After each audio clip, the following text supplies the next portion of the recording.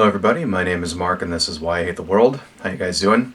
So, Trump's inauguration unfortunately happened this past Friday. Yeah, this is real folks, it's happening.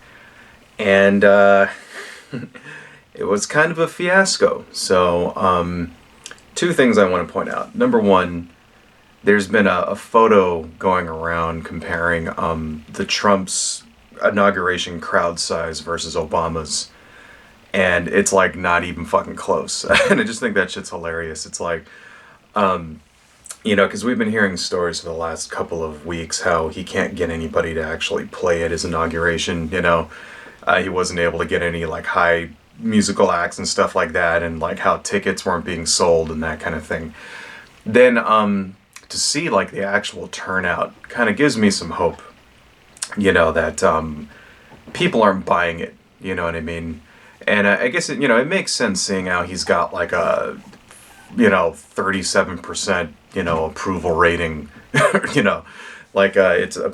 like the lowest approval rating like for an incoming president ever. And this is bad because when a president is inaugurated, it's kind of like usually they have the highest approval ratings because they just won the election, and so this basically shows that like, yeah, this president is very, very, very unliked, and like in fact I saw another article online about how his approval rating is lower than Bush's was after Katrina, which was like the lowest in Bush's presidency apparently. Like, so coming in, that's what he's dealing with. So the thing that, the reason why I bring this up is because the numbers the numbers of attendance is like a bullshit thing. It's like, who cares, right? But the reason why I bring it up is because afterwards his press secretary came out and admonished the media for reporting about how low his numbers were. And basically, came out and said that they were all fake news and they were making it up and the photos were doctored and shit like that.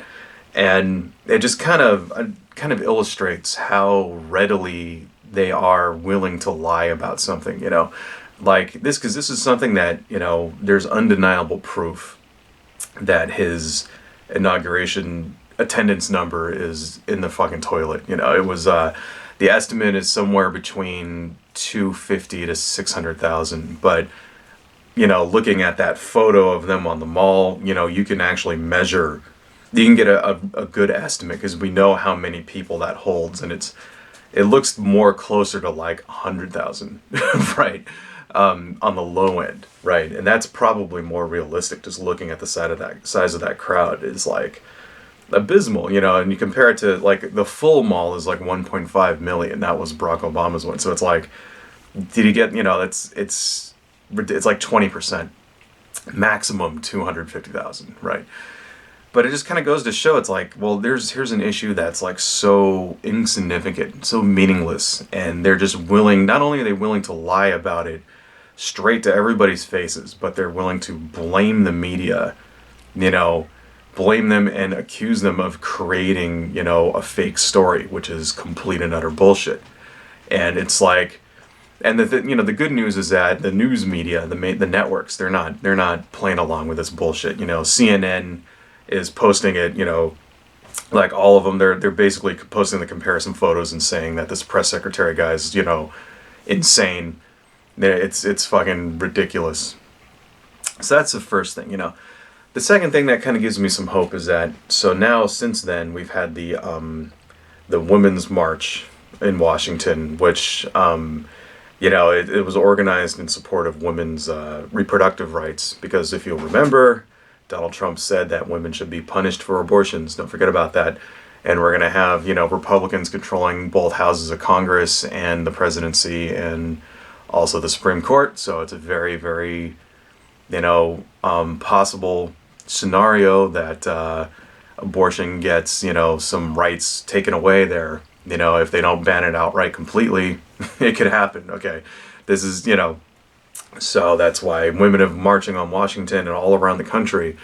And they're putting, even just in Washington, D.C., they're putting estimates for that crowd at 2.5 million. So that's on the high end. The low end, 1.5 million. Okay. So it's like, the inauguration of a president, maximum 250. 10 times that amount for people who are protesting him. That kind of fills me with like some hope for our country. That says to me that, yeah, people are not falling for it, and people are not going to allow the Republicans to just run ramshot over all of our rights and just to fucking like institute their ridiculous libertarian, neo-fascist fucking utopia.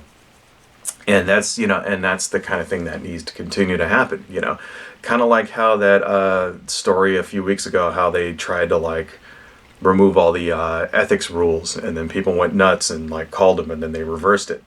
That's what we're going to have to do. If you want to protect things like workers' rights, reproductive rights, the environment, net neutrality, if you want to do things like prevent them from starting a war, another war in like Iran, for example, or North Korea, that kind of thing, that's the kind of pressure we're going to have to put on.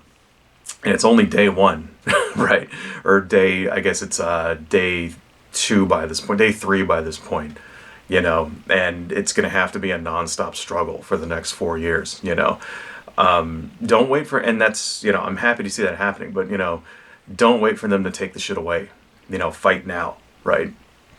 Don't wait for there to be another 9/11. Okay.